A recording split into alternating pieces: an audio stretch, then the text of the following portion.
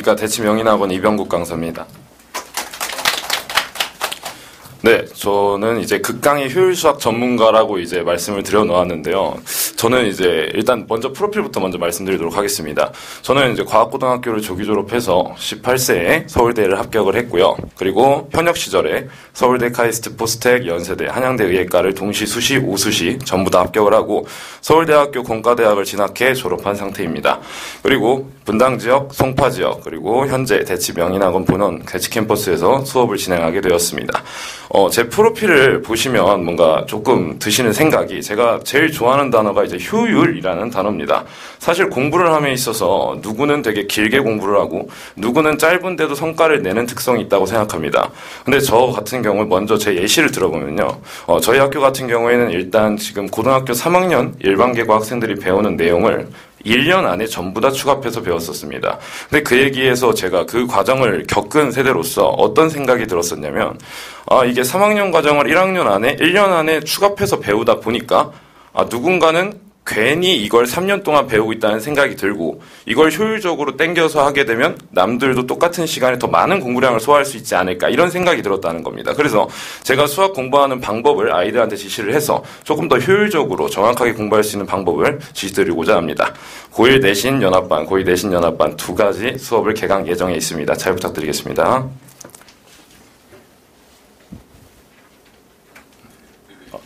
네, 먼저 단계별 커리큘럼부터 설명드리겠습니다. 옆에 그 커리큘럼 교재명이 이제 훈련병, 이등병, 상병, 그다음 병장 이렇게 돼 있는데, 이제 그 아버님들께서도 지금 오신 것 같으셔가지고 그냥 말씀을 드리는데, 이제 여기 이제 실제 군대 계급 체계죠. 그래갖고 그러니까 뭐 이렇게 딱딱하게 수업하는 느낌은 아닙니다, 어머니. 그 교재명은 이렇게 정한 이유가, 사실 제가 이제 훈련소 가서 이제 훈련병이라는 이름을 딱 이렇게 받으니까 아이들이랑 이제 계속 사교육 수업을 하다 보니 아이들도 처음 스타터 입장에서 약간 훈련병이랑 뭔가 워딩적으로 좀 잘 맞는다는 생각이 들었어요.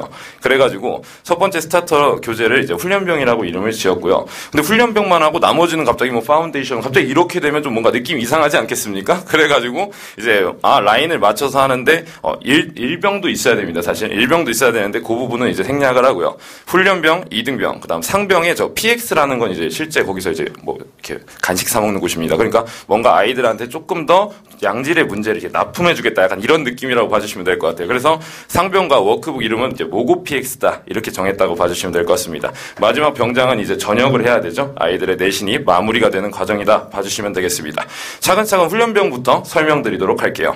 훈련병 같은 경우에는 이제 교과서 개념, 아이들에게 있어서 교과서 개념은 상당히 중요하죠. 하지만 개념만 학습하기에는 내신 진도에 절대 시간적으로 낭비할 수 없습니다. 그렇기 때문에 교과서 개념적인 부분 30%로 일단 꼼꼼하게 수업을 일단 해드리고요.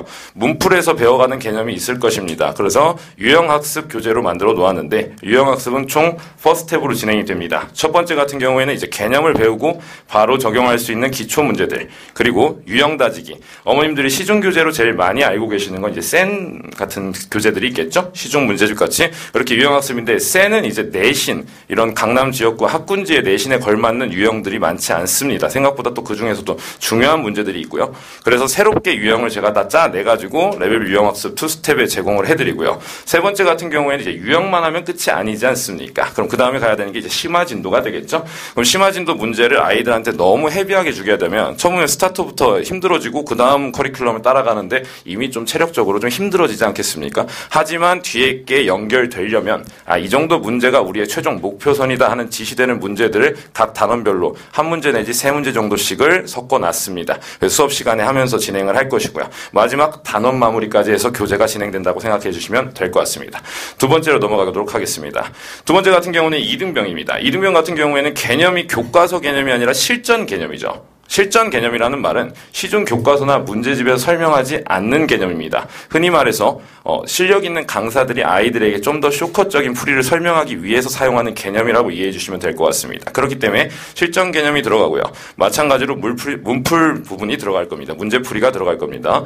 그리고 지역별 기출 시리즈하고 백문이라고 쓰여놨는데, 사실 교재를 만들다 보면 교재가 생각보다 좀 얇고 문제가 수업 내에서 많이 안 풀어주시는 경우도 상당히 많다고 생각해요. 근데 저 같은 경우는 문제풀이에서 핵심 내용만 짚고 넘어가기 때문에 보통의 수업보다 약 1.5배가량 문제풀이를 더 직접 아이들이 볼 수 있게 진행을 하고 있습니다. 그래서 100문제고요. 하루에 25문제씩 하고 그 다음에 뒤에 클리닉 시간 때는 아이들에게 직접 그 문제 중에 가장 난이도가 있었고 배울성이 많은 문제들을 직접 나와서 설명하라는 시간을 가질 겁니다. 이런 시간을 갖는 이유가 조금 참신하다고 생각하실 수 있겠는데 그 부분이 얼마나 중요하냐면요. 저는 공부를 일단 할 때 동기부여라는 게 상당히 중요하다고 생각합니다. 근데 아이들 중에 한 명, 더군다나 오늘 수업을 같이 들은 학생 중에 한 명이 나와서 이 문제를 정확히 설명한다? 다른 친구들에게 경쟁의식 도취와 그 다음에 그거에 대해서 동기부여는 당연한 결과입니다. 그렇기 때문에 배운 문제를 확인하면서 그 친구의 풀이를 읽어보면서 자 여기까지는 이해를 잘했지만 너희들도 여기부터는 이런 생각을 할 수 있으니 이 부분은 선생님이 보충해 줄게. 이렇게 하게 되면 문제를 당연히 엄청나게 복습하는 효과가 오겠죠. 그렇게 진행을 하게 되겠습니다. 그래서 100문제를 4타임에 걸쳐서 25문제씩 진행할 예정이고요. 그에 따라 이쪽에 있는 이제 오른쪽 라인에는 이제 워크북이라고 생각해 주시면 될 것 같아요. 첫 번째 같은 경우는 강남 소초, 전국 차사, 서울 경기 지역, 송파 강동 4가지 기출 문제인데 학군지가 좀 아닌 지역도 있지 않으십니까? 이렇게 생각을 하실 수 있어요. 근데 수학이라는 과목은 한쪽 학군지에만 오히려 집중해서 공부하다 보면 선생님들이 다른 부분에서 가져오시는 경우가 분명히 있습니다. 왜냐하면 아이들을 무조건 경쟁을 시켜서 결과를 내야 되는 게 학교 선생님의 역할이기 때문에 다른 지역 중에 자사고, 지역 자사고에도 명문 자사고 문제들 같은 경우가 출제되는 경우가 반드시 있습니다. 그렇기 때문에 저 일반 계고 뭐 이런 라인보다는 좀 더 양질의 기출 문제를 선별해서 4회차에 걸쳐서 워크북을 준비해 놨습니다. 그래서 전 지역에 걸쳐 좋은 문제들을 양질의 문제를 제공하는 방향을 목표로 하고 있습니다. 세 번째 같은 경우는 상병 플러스 모고 PX입니다. 상병 같은 경우는 이제는 아이들이 내신을 직접 대비해야 되는 과정이기 때문에 이제 문풀 100%로 진행이 될 거고요. 가장 학군지에서 가장 많이 나오고 가장 아이들이 변별이 되는 부분이 모의고사 킬러 문제와 준킬러 문제에 대한 해석입니다. 이 부분에 대해서 최근 10년치 모의고사 킬러와 준킬러 오답률 최소 20%, 오답률 최소 80% 이상의 문제들 전문항 한 문제도 빠짐없이 교재에 넣어놨습니다. 그래서 아이들이 선생님이 만약에 골라내시더라도 이 문제 킬러니까 내자, 준킬러니까 내자 라고 생각하는 부분이 절대 변형을 하셨으면 제 교재에서 벗어날 수 없습니다. 그렇기 때문에 뭐 숫자나 이런 거 변형까지는 무조건 맞춘다고 말씀드리면 제가 사기꾼이 되는 거니까요. 그거는 절대 아니지만 일단 그 핵심 포인트가 되는 전문항은 전부 다 넣어놨습니다. 그러면 이제 그걸로는 좀 양이 부족하고 이제 모의고사 다른 문제들도 나올 수 있는 문제들이 있으니 그건 워크북에 어삼쉬사 4글자로 표현했습니다. 어삼쉬사의 뜻이 혹시 뭔지 알고 계십니까? 혹시? 네, 어려운 3점, 쉬운 4점 맞습니다. 그래서 어려운 3점, 쉬운 4점 같은 경우는 수업 내에서 풀이를 하면서 진행하기에는 조금 라이트한 감이 있습니다. 그렇기 때문에 그 부분 같은 경우에는 워크북으로 해서 보충을 꼼꼼하게 해드리고요. 그리고 준킬러와 킬러는 한번 제 수업을 들었다고 이해하면 좋겠지만 그 쇼커풀이 같은 걸 다시 한번 적용하는 과정이 반드시 필요합니다. 그렇기 때문에 모의고사 킬러와 준킬러에 선생님들이 냈던 실제 요 기출 문제들 중에서 저 문제를 주제로 한 거를 바로 학습할 수 있다고 하면 학습 효과는 극대화가 될 수 있겠죠. 실제로 교재를 보시면 변형이라고 출처 다 써놓으셨으니 똑같은 문제라고 변형 문제라고 생각해 주실 수 있을 것 같습니다. 아이들도 그래서 그 문제를 공부했던 걸 참고해서 변형 문제를 적용하다 보면 훨씬 더 이해가 되겠죠. 그렇게 워크북 진행된다고 생각해 주시면 될 것 같습니다. 마지막은 내신 이제 최적화된 저희 실전 모의고사 연습으로 진행이 될 것이고요. 최근 이 마지막에 이제 워크북 같은 경우에는 이제 오답 정리, 그다음에 아이들 학생별 약점 분석이 제가 특징인데요. 뒤에 관리 때 한 번 더 말씀드리도록 하겠습니다. 오답 정리와 약점 분석 워크북이 진행이 될 것이고요. 학교별로 제가 연합반이다 보니까 학교가 조금 섞일 수 있습니다. 그러면 우리 학교 말고 좀 학군지 지역으로 자꾸 관심이 쏠리시는 거 아니에요? 이렇게 생각을 하실 수 있는데 제가 하나 장담 드리는데요. 그 전에 학원에서 제가 담당했던 학교가 21개였습니다. 21개 전 학교 부교재 변형 문제 다 만들어 드렸고요. 그래서 연합반이어도 몇 명이 될진 모르겠습니다. 수강 신청을 해주시면 감사드리겠습니다. 근데 만약에 몇 학교든 전 학교 다 부교재 변형 문제 약속드리겠습니다. 걱정 안 하셔도 되니 여기 워크북으로 마무리한다고 생각해 주시면 될 것 같습니다. 다음으로 이제 넘어가서 제 수업 특징 3가지 포인트로 정리했습니다. 그 3가지 말씀드리도록 하겠습니다. 자, 첫 번째 수업 특징입니다. 수학이랑 지루하다라는 말은 거의 법칙과 같죠. 웬만하면 이제 수학 수업을 지루해하는 경우가 많은데 이제 수학 수업을 지루해하지 않고 공부시킬 수 없을까라는 게 제 직업 정신에서 당연히 드는 생각 아니겠습니까? 그러면 효율적으로 많은 공부량을 어떻게 전해야 할까? 왜냐하면 지루하지 않고 재밌으면 무조건 효율적이라는 거는 거의 법칙인데 그럼 그 부분을 어떻게 전달할까? 제가 이렇게 예시를 한번 가져왔습니다. 제가 미국의 연구 결과 이런 거 찾는 거 되게 좋아하거든요. 명문대 연구 결과 이런 거 찾는 거 좋아하는데 관심 없는 새로 배우는 내용에서 사람의 뇌가 집중하는데 집중력이 최대 효율로 가는 시간이 보통 몇 분 정도 된다고 생각하십니까? 네? 편하게 말씀해 주세요. 실제로 20분이라고 합니다. 그렇죠. 20분이죠. 근데 아이들 개념 수업 보통 어떻죠? 한 타임 하면 50분씩 가죠. 그 와중에 20분이라는 집중을 하고 나머지 부분에서 뭐 집중을 안 한다는 건 아니지만 얼마나 비효율적입니까? 근데 여기서 엄청난 결과가 하나 더 추가적인 보충 사항이 하나 있는데 그럼 20분씩 단원을 끊을 수는 없지 않습니까? 제가 4시간 수업인데 막 20분씩 막 수업하고 이럴 수는 없으니 뭐가 그럼 사람 집중력을 다시 리프레시하게 하냐? 그게 뭐였냐면 아예 스펙트럼이 바뀌어버리면 사람의 뇌가 다시 리프레시하게 된답니다. 그 얘기가 무슨 얘기냐면 개념 수업을 쭉 진행한다라는 느낌을 들게 하는 게 아니라 개념을 먼저 스피디하게 치고 그리고 문제풀이를 하면서 개념을 넣어주면 아이들은 이건 개념 수업이 아니라 문제를 푸는 과정이라고 뇌에서 인식을 한다는 겁니다. 그렇게 되게 되면 문제풀이 중에 개념을 보완하는 방식으로 하게 되면 처음에 개념을 쭉 진행하는 것보다 훨씬 더 효율적이겠죠. 왜냐하면 이미 집중력이 살짝 흔들릴 쯤에 이제 문제풀이를 넘어가나 보다 하고 학생은 새로 리프레시하게 뇌를 정리할 테니까요. 근데 그 와중에 사실 문제풀이긴 하지만 개념도 있었어 하면서 얘기를 하게 되면 훨씬 더 아이들이 효과적으로 배울 수 있습니다. 저는 요리를 잘 모르는데 어머니 설탕 간하는 법, 간장 간하는 법, 고추장으로 간하는 법, 된장으로 간하는 법 4가지를 한 번에 알려준 다음에 수학 문제는 떡볶이 양념 만들라는 게 약간 수학 문제라고 보시면 됩니다. 근데 그렇게 생각할 거보다는 떡볶이 양념의 베이스가 되는 게 고추장이니까 고추장으로 양념하는 법을 배운 다음에 떡볶이 양념을 만드는 과정에서 자 어때? 설탕 한 입 하니까 조금 더 달달한 맛이 느껴지지 않아? 이렇게 하는 게 당연히 학습 효과가 더 좋아지지 않겠습니까? 그래서 제 특징은 개념을 일부 설명하고요. 문제풀이 중 개념을 보완하는 방식으로 목표는 개념 학습 시에 집중력을 최대한 극대화한다. 플러스 개념과 문제풀이 간의 유기적 관계를 이해할 수 있는 효과까지 노리고 있습니다. 이런 식으로 전 수업 진행될 것입니다. 다음 포인트로 넘어가겠습니다.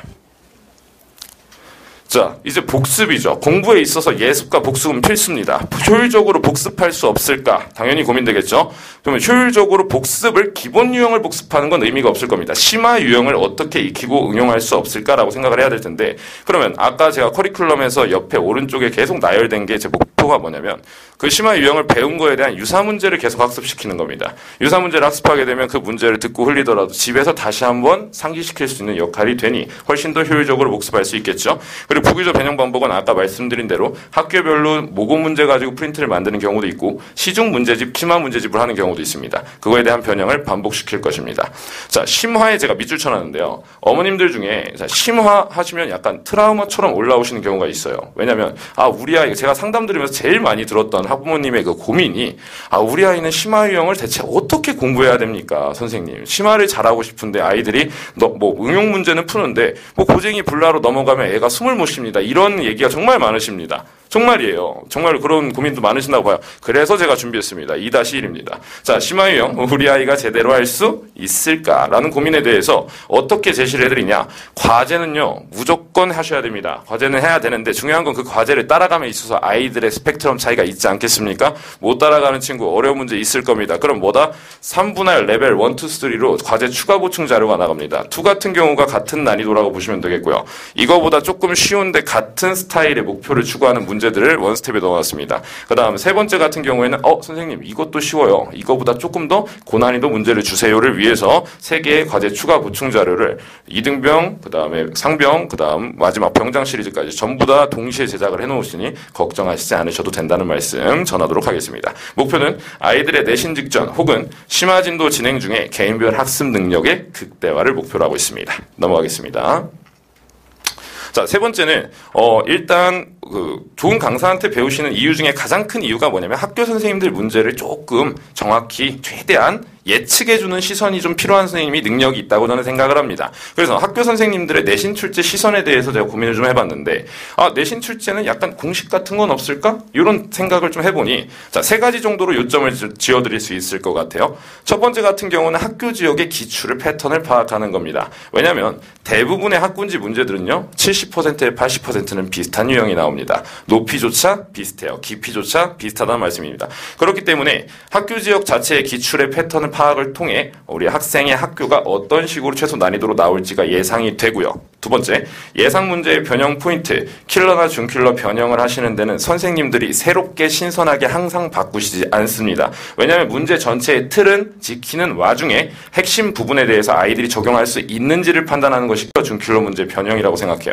그러면 다른 선생님들 명문학교에서 냈던 변형 문제들의 포인트를 참고하셔서 낸다는 겁니다. 그러면 그 문제를 제가 쭉쭉 보면 아이들의 숫자가 어디서 바뀔 것이며 어떤 조건까지 나올 수 있는지를 직접 문제를 풀면서 제시를 하니 아이들은 이게 문제를 보니까 이게 풀었던 건데 이 부분이 바뀌었네 라고 하면 그 문제를 원래 푸는데 15분, 20분 걸리는 친구들도 조금 더 확실하게 빠르게 접근할 수 있다는 겁니다. 그래서 예상 문제 변형 포인트 예측이 될 것 같고요. 세 번째는 시중 문제집 출처 분석입니다. 약간 무식한 방법이긴 합니다. 문제집을 직접 다 찾아보는 겁니다. AI 통해서도 찾아보겠지만 AI에서 출처가 나오지 않는 문제 유형들을 보게 되면 학교 선생님들별로 교사용 자료들을 사용하셔서 참고하셔서 내시는 경우가 있습니다. 왜냐하면 모고만 너무 많이 내게 되면 이런 학군지 같은 경우는 너무 대비가 잘 돼 있기 때문에 그 정도는 변별력이 안 된다고 생각하시는 것 같아요. 그래서 새로운 문제집이나 이런 부분에 대해서 교사용 자료나 시중 문제집을 상당히 변형하시는 데 활용을 하시는 경향이 있는데 그런 시중 문제집을 출처를 확인합니다. 전 중간고사 끝나면 시험지 걷고 출처부터 다 찾습니다. 왜냐하면 그 선생님이 1학년 쭉 가르치시잖아요. 그렇기 때문에 그 다음 시험에도 그 문제집 반영할 수 있습니다. 그럼 그 중에 제가 문제 다 풀어보고요. 중요 문항 선별해서 아이들 워크북에 바로 제작 들어가는 겁니다. 그렇게 되게 되면 조금 무식할 수 있지만 노력의 한 부분으로 봐주시면 되겠습니다. 이렇게 해서 3가지로 내신 출제 공식을 어떻게든 만들어 보려는 제 노력 부분에 대해서 말씀드리겠습니다. 네 번째 넘어가겠습니다. 이제 학생 및 학부모님 관리입니다. 학생 부분부터 먼저 말씀드리겠습니다. 정규 수업의 클리닉, 학생의 스케줄, 그리고 저의 스케줄 좀 고려를 해서 하고요. 만약에 클리닉이 아이가 정 안 되면 또 어떻게 챙겨주실 것이냐 이렇게 생각하실 수 있을 것 같아서 그런 경우에는 화상으로라도 제가 클리닉을 해드리도록 하겠습니다. 질의응답 같은 거나 실제로 뭐 줌이나 이렇게 유튜브 스트리밍 같은 걸로 충분히 해드릴 수 있으니까요. 정규 수업의 클리닉 약속드리겠습니다. 두 번째, 학생과 선생님의 가장 중요한 점은 학생이 원하는 니즈를 선생님한테 직접 얘기하는 게 제일 좋다고 생각합니다. 그러려면 의사소통이 용이한 것이 상당히 중요하죠. 단톡방 운영을 하고요. 전화도 사실 해도 됩니다. 단톡방 운영 일단 진행을 할 것이고요. 그 다음에 제일 중요한 포인트는 학생의 약점 유형을 아까 말씀드렸었는데요. 약점 유형의 AI 분석입니다. 저도 사람이기 때문에요. 학생이 뭐 얼만큼 될지는 모르겠지만 수강 인원이 많아짐에 따라 당연히 오차가 생길 수도 있습니다. 아이들 유형 괜히 하나 두 개 놓치게 되시면 어머님들 마음 아프시잖아요. 어머니 아버님. 그렇죠? 그렇기 때문에 AI로 제가 아닌 저를 믿지 마시고 AI를 믿어주시면 되겠습니다. 그래서 유형 절대 놓치지 않고요. 오답 유형 전부 다 매 워크북마다 채점을 하겠습니다. 그래서 체크해서 전부 다 데이터베이스화 시키고 그거에 대해서 마지막 병장 시리즈 때 약점 유형 위에 출처까지 써서 싹 다 만들어 드리겠습니다.